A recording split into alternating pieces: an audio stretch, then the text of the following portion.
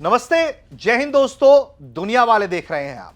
दुनिया वाले के इस एपिसोड में हम आपको एक बेहद अच्छी और रोचक खबर और जानकारी देने वाले हैं।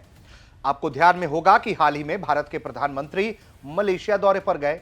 इस दौरान जो कुछ हुआ वो तो तमाम चीजें भारत तक ने आपको अपने कवरेज के दौरान दिखाई, जिसमें भारत और मलेशिया के बीच कई अहम डिफेंस समझौते, कई अहम स्ट्रेटेजिक पार्टनरशिप, कई अहम कारोबारी क्षेत्र में डील्स हुए हैं।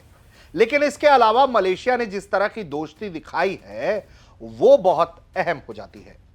मलेशिया के पीएम ने अनवर इब्राहिम ने भारत के प्रधानमंत्री नरेंद्र मोदी के लिए जो देश में स्टैंड लिया, जो देश में कट्टरपंथी मुस्लिम ताकतों को एक तमाचा जड़ा, वो खबर बताने जा रहे हैं। और यह बताता है कि देखिए भारत के साथ इन देश अपनी ये जो देश हैं, जो संबंधों को, दोस्ती को कितना तरजीह देते हैं। तो चलिए वीडियो की शुरुआत करते हैं और आपको सबसे पहले खबर ही बता देते हैं। तो खबर क्या है? खबर यह है कि जब पीएम नरेंद्र मोदी मलेशिया के दौरे पर पहुंचने वाले थे, उस वक्त मलेशिया की धरती पर उपद्रव पनपने वाला था। इसे देखते हुए वहां के जो पीएम है अनवर इब्राहिम, वो भड़क गए। क्या किया भड़क के उन्होंने, अब ये जानिए। तो हुआ ये कि एक मंदिर को लेकर वहां मामला भड़क गया। मुस्लिम बहुल मलेशिया में मुस्लिम संगठनों ने एक पुराने मंदिर को हटाकर वहां मस्जिद बनाने के समर्थन में रैली का आयोजन किया। रैली ऐसे वक्त में हो रही थी जब पीएम मोदी मलेशिया में लैंड करने वाले थे। लेकिन अनवर इब्राहिम ने सरकार है उसने मामले की गंभीरता को देखते हुए एक्शन ले लिया और खुद उन्होंने इस मामले को संभालना जरूरी समझा। किसने? मलेशिया के पीएम ने। अनवर इब्राहिम की सरकार ने इस रैली को रोक दिया और तो और कई असामाजिक तत्वों को अरेस्ट कर लिया गया कि आप उपद्रव फैला सकते हैं, इनको अरेस्ट किया गया। जी हां, पीएम अनवर इब्राहिम ने अब जब यह दौरा खत्म हो गया है, पहले तो उनको रोका गया, गिरफ्तारियां की गई, अब जो है एक्शन भरे लहजे में काम भी हो रहा है, बात भी हो रही है। क्या कुछ हो रहा है ये भी जानिए। रैली के आयोजकों को पीएम अनवर इब्राहिम ने खरी खोटी सुनाई। मलेशिया की राष्ट्रीय एकता मंत्रालय की मासिक बैठक में उन्होंने कहते हुए जो बयान दिया है वो ये कि अवैध मंदिरों को लेकर उठे विवाद सांप्रदायिक झगड़ों में नहीं बदले। उन्होंने कहा कि इस मासिक बैठक में मैं राष्ट्रीय एकता के मूल मुद्दे पर जोर देना चाहता हूं। अगर इसी तरह के टकराव जारी रहे तो केवल आर्थिक विकास से लोगों की भलाई नहीं हो सकती। मलेशिया में बहस जो है वो कोई आज की बहस नहीं है, बहुत पुरानी बहस है, जहां ये जो मुस्लिम बहुल देश है वो कहता है कि ये जो मंदिर है वो अवैध तरीके से कई जगहों पर कब्जे करके बन गए हैं। इसको लेकर वहां के स्थानीय परिषदों ने नियमों का पालन सुनिश्चित करने का उनको अधिकार दिया जाए, इस तरह की जो है मांग वो होती रही है। इसको लेकर अब अनवर इब्राहिम एक्शन में आ रहे हैं। वो कह रहे हैं कि देखिए जो भी करना है वो कानूनी तरीके से करना है। जो स्थानीय नगर परिषद है उनको शक्तियां दी जाएंगी ताकि वो इस तरह के मामलों को कंट्रोल कर पाए। उन्होंने कहा कि मैं घोषणा करता हूं कि जो नियमों के हिसाब से नहीं है उसे अब इजाजत नहीं दी जाएगी। नगर परिषदों को कार्रवाई करने का अधिकार है ताकि जो इलाके मंदिर भूमि नहीं है उन्हें खाली कराया जा सके और समस्या का सही समाधान हो। मलेशिया के उपद्रवी तत्वों को चेतावनी देते हुए अनवर इब्राहिम ने कहा कि कार्रवाई केवल कानून के दायरे में ही रहकर होगी। यह कानून का देश है, हीरो बनना चाहते हैं यह आपका काम नहीं है।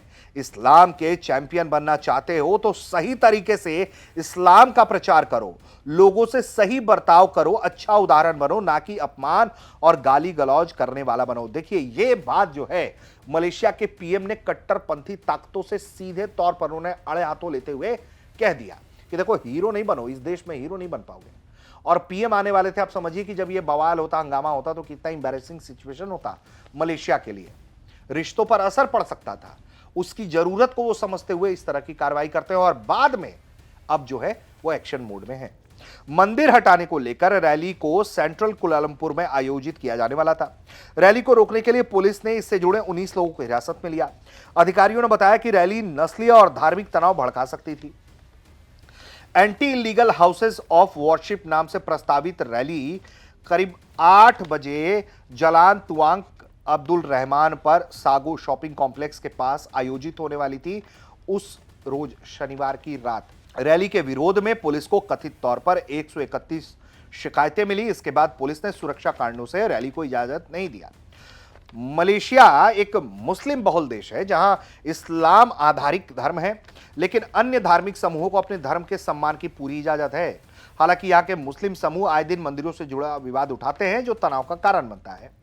ऐसे विवाद अक्सर जमीन या योजना संबंधी मुद्दों से शुरू होते हैं, लेकिन जब पता चलता है कि मंदिर जैसा कोई पूजा स्थल किसी निजी जमीन मालिक या राज्य एजेंसियों या स्थानीय परिषदों के दावे वाली जमीन पर है, तो यह पहचान और आस्था से जुड़े झगड़े में बदल जाता है। कुआलालंपुर के पुलिस प्रमुख फादिल मारसूस ने कहा कि गिरफ्तार लोगों में विवादित उपदेशक जामरी विनोद भी शामिल हैं, जिन्होंने इस रैली का नेतृत्व किया। रैली के सह आयोजक और कार्यकर्ता तमीम दाहिर अब्दुल रजाक भी हिरासत में लिए गए। उन्होंने कहा कि इन लोगों के खिलाफ राजद्रोह कानून, दंड संहिता, संचार एवं मल्टीमीडिया अधिनियम के तहत जो है वो जांच हो रही है। 17 लोगों को एहतियातन हिरासत में लिया गया, बाद में पुलिस ने जमानत पर रिहा भी किया। रैली तब होने वाली थी जब पीएम नरेंद्र मोदी मलेशिया पहुंच रहे थे।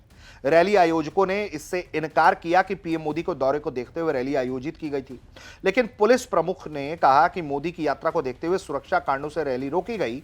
यह जानकारी समाचार एजेंसी बरनामा ने दी। यानी कि ये जो 7 और 8 तारीख का उनका यह दौरा था, उस दौरान हंगामा रकस क्रिएट करने की कोशिश की जा रही थी, जिसे मलेशिया के पीएम के नेतृत्व वाली सरकार ने रोक दिया, फेल कर दिया। मलेशिया जो है वो चाइना की भी एक्सपेरिमेंट भूमि रही है। इसके पहले के जो प्रधानमंत्री रहे हैं, उनका पाकिस्तान प्रेम, इस्लाम प्रेम इतना ज्यादा था कि वो भारत जैसे देशों के साथ भी रिश्ते ताक पर रख रहे थे। चाइना के प्रति उनका इंक्लाइनेशन था और लगातार वो भारत विरोधी काम कर रहे थे। लेकिन जब ये अनवर इब्राहिम आए तो उन्होंने स्टैंड बदला, भारत को तरजीह दी, भारत के साथ कारोबारी रिश्ते बढ़ाए और अब और ज्यादा उन रिश्तों को बढ़ाने पर जोर दे रहे हैं और दोनों एक दूसरे को संबोधित कर रहे हैं दोस्त के तौर पर। तस्वीरें याद होंगी जब पीएम नरेंद्र मोदी ने उनका स्वागत किया, उनके लिए धन्यवाद दिया, उनको अपनी कार में ही नहीं अपनी सीट भी दे दी। पीएम नरेंद्र मोदी ने इस बात पर उनकी तारीफ भी खूब की। तो ये सब भी हुआ जो कि हमने आपको दिखाया, बताया। तो जहां इस तरह की ट्यूनिंग है, वहां इस तरह से विवाद खड़ा करना बताता है कि देखिए कुछ ना कुछ दाल में काला था, जिसे अपने मित्र के लिए मलेशिया के पीएम ने रोक दिया। अब अगर हम बात करें विवादों की, राजधानी का मंदिर जो है वो, उसको अगर लेकर हम कुआलालंपुर और तमाम आसपास के इलाकों की बात करें तो बताया जाता है कि रैली देवी श्री प्रथ काली अमन मंदिर के पुराने स्थान के पास होनी थी। यह करीब 130 साल पुराना मंदिर बीते साल जो है मार्च में स्थानांतरण विवाद के केंद्र में आया। तब टेक्सटाइल कंपनी जाकेल ग्रुप की जमीन पर एक नई मस्जिद बनाने की प्लानिंग के लिए मंदिर हटाने की बात सामने आई। 2018 में भी सेलांगोर में एक मंदिर स्थानांतरण विवाद हुआ। विवाद इतना हिंसक हो गया कि फायर फाइटर जो हैं उनकी एक मौत भी हो गई थी इसमें, इस हिंसा को रोकने के लिए।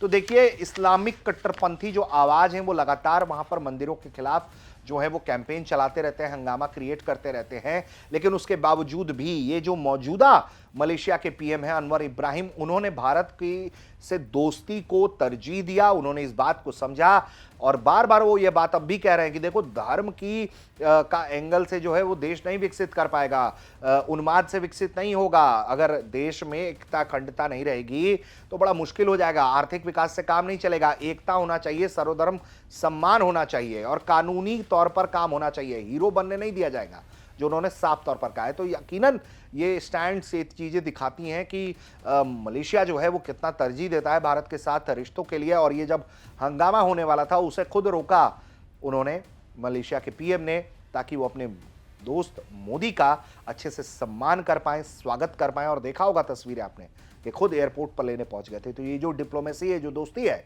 उसको तरजीह दी गई और धार्मिक उन्मादियों पर हंटर चल गया। किसके लिए? भारत के पीएम के लिए, जो कि अच्छा पहल है मलेशिया के पीएम का और इसकी तारीफ भी होनी चाहिए। उम्मीद करते हैं कि दुनिया वाले का ये एपिसोड आपको पसंद आया होगा।